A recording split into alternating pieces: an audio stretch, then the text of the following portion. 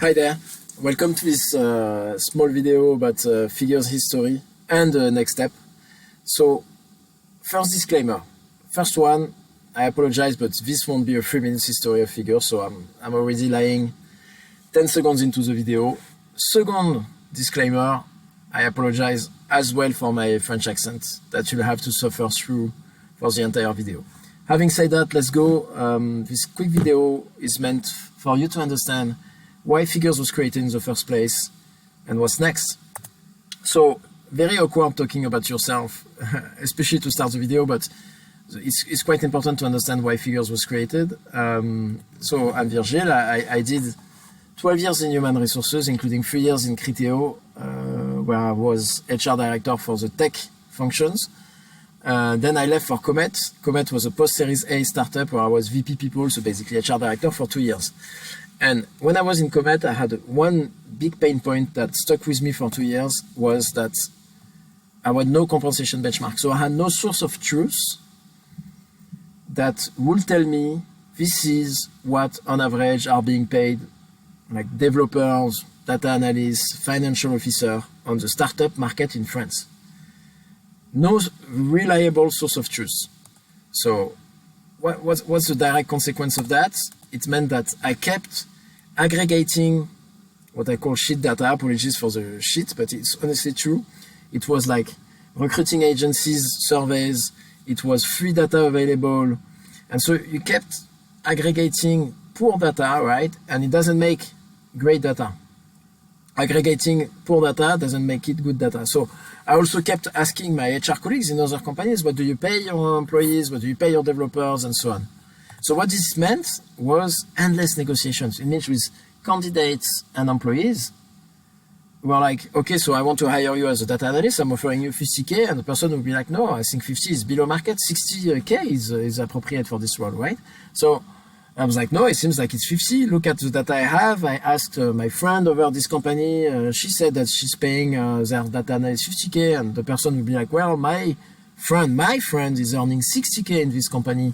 And so endless negotiation, endless discussion, and there was no reliable source of truth, so you kept negotiating and you kept creating inequality, because negotiation, when you leave too much room to negotiation, you create inequality, especially as well between men and women. It's been proven that it might be the most important factor, the room for negotiation that creates part of the gender pay gap. So that's why last year, October 2021, I was like, something needs to be done about this. So I created figures. What was figures at the beginning was a Google Sheet where 14 companies agreed to give me their data that I consolidated and put in a Google Sheet, and that they were showing the market data. You have a screenshot there, right? So it was showing this is what on average a customer support representative, junior or intermediate, earns on the market. This was the first version, October 2020, 14 participating companies. A month later, 25 companies. A month later, 40 companies. So clearly, I was onto something. Clearly, I was not the only one having this issue of the lack of benchmark data. This is why enters Bastien. So Bastien, this is an amazing software developer I worked with when I was in Comet. And I was like, hey, Bastien, do you agree to come help do something about this, right? Especially, I mean, I'm working in a Google Sheet. It sucks. Google Sheet is very limited. Let's make it an app. So Bastien started working in January 2021 on that. 3 weeks later, he released the first version of Figures, which is already quite cool, I think. And that immediately gets good feedback from clients, good feedback from prospects, right? So getting this product instead of Google Sheet allowed us many things. It was better visually. It allowed us to filter data, or for clients to filter data the way they wanted, and so on. And instantly we got pretty good feedback about this solution. Fast forward many months later, so it was only Bastien and I in Figures until August this year, right? Then 2 persons joined, so then Jean and Chloe joined in September, then Sarah joined in October to launch Germany. We're gonna get back to it. But fast forward to October 2021, we have 150 clients on this product, including some really, really cool clients. So it shows that there was a need on the market. We created something that got traction, and I think we found our product market fit, creating this benchmark application. And that's why we think there's a unique opportunity ahead. Why?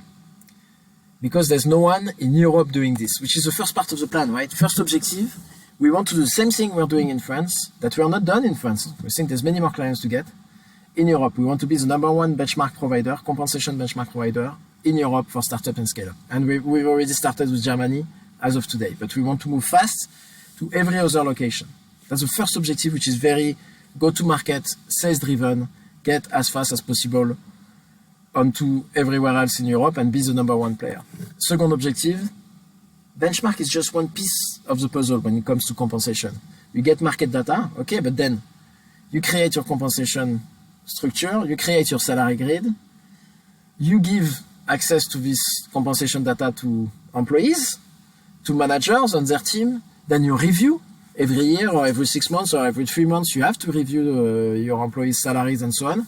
So there's many more things to do that currently is being done in Excel by nearly every company in the world, which is crazy. And then that's why the second part of our plan is to expand our product from pure benchmark to something else. And so, yeah, I've just talked about this. We want to move from benchmark only to what we call review, which is how do I define and review my compensation philosophy, my salaries in figures? How do I communicate all this information to candidates when I make an offer and employees and managers? And all of this built with a strong integrations part. We want figures, and it's already starting, right? Because we have integration with, as of today, Luca and Personio. But the plan is to integrate with many more HRIS, many more ATS, many more remote management tool, which is exploding as of today. So integrations will be a strong part of our current and future product. So what's the roadmap? Having said that, so benchmark only, France and Germany by the end of the year. Germany has already, we're just barely starting as of October. France, we're expanding. We were targeting 170 clients, but in fact, we're going to have beyond that number by the end of the year because it's going very well in France. And we're starting to see the first sign in Germany as well. Next year, we want to be in position to have a footprint everywhere in Europe. We want 500 clients by the end of the year. And we want to have our first brick of the review product. So more than benchmark, the compensation management part of the product. And 2023, we want to add the communicate part, communicating compensation parts, and we want more clients, and we are very confident that we can achieve that. So that's why we want to become the European full stack compensation management app. Not just benchmark, but full stack, all of Europe. Why Europe, by the way? Because the market in the US is very, very strong, meaning we don't plan on going there, at least for now, but which is a very good sign because many players over there, none in Europe. That's why the market is wide open. There's really something to build. And that's why we want people to join us in what we think is honestly an amazing adventure. We think there's many more things to build. Hopefully you've seen that in the video, if you haven't stopped the video like 5 minutes ago. And yeah, if you're interested in figures, if you want to join us, just let's talk, and hoping to talk to you soon.